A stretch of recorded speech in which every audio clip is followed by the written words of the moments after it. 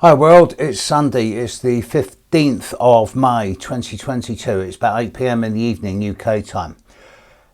The sun's in Taurus, the moon is in Scorpio, and we're heading into a total eclipse of the moon in a few hours time. Here's the timings. The moon goes into total eclipse at 4:29 a.m. UK time. That's 23:29 p.m. in the evening in New York and 5:29 a.m. in Central Eastern Europe. It hits the maximum of eclipse at 11 minutes past 5 in the morning, and it comes out of total eclipse at 5:54 in the morning. The moon is in a total eclipse. The Earth's shadow completely covers the moon for an hour and 25 minutes, which is a very long time. Here's the astronomy of it. Then we'll look at the effects, the astrology of it. Whenever you look at a horoscope, for those students of astrology out there, those people who study horoscopes themselves, there is a point out there that's called the North Node. It is a mathematically worked out point where the plane of the sun and the plane of the moon intersect. It takes about 19 years to go around the zodiac. Every 6.5 months, the sun will either conjunct or oppose the North Node. And during that 10-day period, every 6.5 months, 1 in 4 of them, the moon will either conjunct the sun or oppose the sun. We get a new or full moon 1 in 4 times when the sun is conjunct or opposite the North Node. This is when you get eclipses. It means that the sun, earth and moon are in a direct straight line, both in latitude and in longitude. So the earth shadow reaches out and completely covers the surface of the moon. When it's the other way round, when it's a new moon, the moon is in between the earth and the sun. And the moon can completely occlude the sun, so we see the sun disappear, although that only lasts a few minutes. As we speak, the sun is only about 2 degrees away from a North Node, hence this total eclipse is going to be a really long one. We should see a very deep red moon. Now, whilst this full moon is going to be, the eclipse is going to be most visible over South America, the east coast of the North American continent, the Atlantic, and to a lesser extent, the northwest of Africa and the west of Europe. Many other places will see it in terms of a partial. I note with interest that the moment of totality is 11 minutes past 5 in the morning.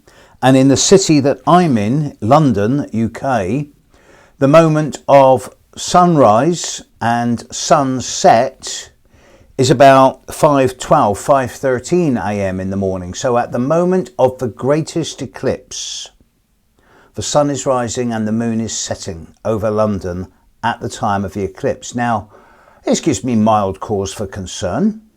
It suggests to me that events in the UK and particularly in London over the coming 6 months may actually be quite dramatic.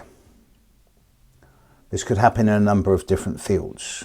I'm not suggesting death, doom and gloom and ultimate disaster. I am suggesting major change. This is going to be particularly impacting on everybody whose birthday is the 15th, 16th, 17th of May. And also those people whose birthday is somewhere around the 17th, 16th, 17th, 18th of November. This is a total eclipse of the moon towards the end of Scorpio. Now the eclipse is the eclipse is sextiling Pluto. It's in Scorpio, sextiling Scorpio's ruler Pluto. So that takes a little bit of the sting out of it as far as global events go. But it does suggest to me in many ways that much of the rigidity, the inflexibility, and sometimes the downright stubbornness of various global entities, whether we're talking national governments, large corporations, big world organisations, it seems as if this is the beginning of the end for many of these things. And the events in the world over the last few months, well, the Ukrainian war, which Russia seems to be losing at the moment, suggests that this is the end of...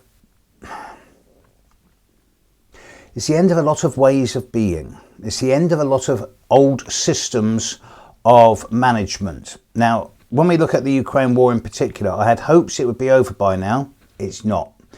If anything, the reverse is happening. It's getting worse. And it does seem that Ukraine is reclaiming a lot of the land that was stolen, that was taken over by Russia. It may be that this war will then continue past the borders of the Ukraine into Russia.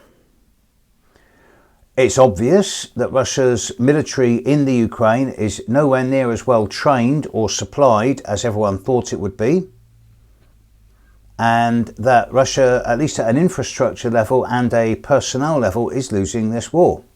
However, you can be absolutely sure also that their ongoing reliance on resupply from China is not going to close down, and that China is definitely the big player here. And this eclipse is going to play into China's long-term plans. Don't want to get too much into the global politics here because I don't want to be targeted or say anything that's going to upset a lot of people, because I value my privacy. But it's clear to me that the stage is being set for major changes at the political level over the course of the world. And I note with interest that in just under 6 months' time, 5.5 months' time, on November the 8th, the day of the American elections, there's going to be another total eclipse of the moon, this time in Taurus, the opposite sign to where this one is. And that's a much more significant eclipse, less lengthy in time, but much stronger in terms of global effects.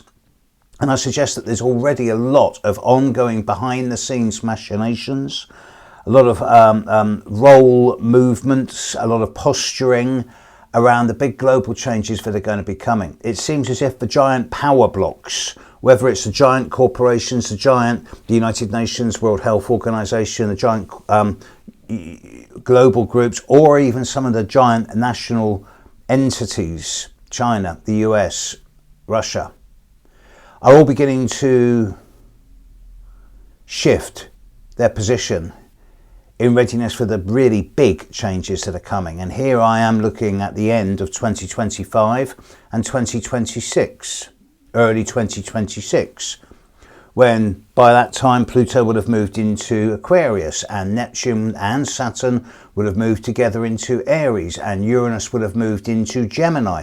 All of the four bigger outer planets, the stuff that rules the large scale, the long term, the big picture, are going to shift from feminine into masculine signs, from the receptive and passive into the projective and assertive.